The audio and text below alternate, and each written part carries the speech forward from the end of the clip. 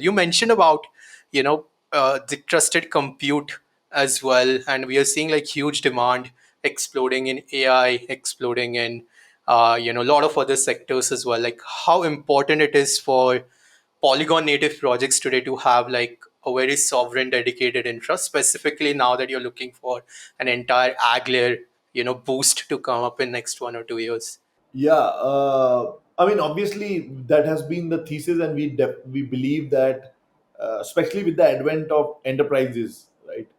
They are they are not going to rely. They will not be able to rely on the shared blockchains, right? Like, if I'm JP Morgan, it's very hard for me to be on shared blockchains, and on some blockchain suddenly there is a congestion, this that. And even though you can argue that congestion happens, once every 6 months, once a year, and all that, but I don't think, like, they can tolerate their kind of scale, can tolerate that. Also, they need dedicated capacity for themselves.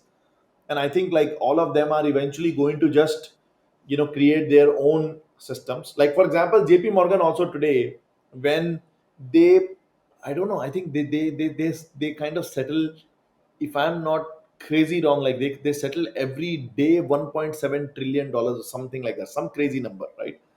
And they are not doing it on somebody else's ledgers, right? Like, somebody, like, obviously some connections are there from bank to bank and all that, but generally a lot of that, I am 100% sure that a lot of that, 80% of that, is happening within their systems only. Like, that, okay, Yep. you are just increasing the entry, decreasing the entry, this that, one institution buy it from, bought from other institution. They don't have to go onto public infrastructure. Like, imagine they started settling this $1 trillion, $1.7 trillion on Visa network.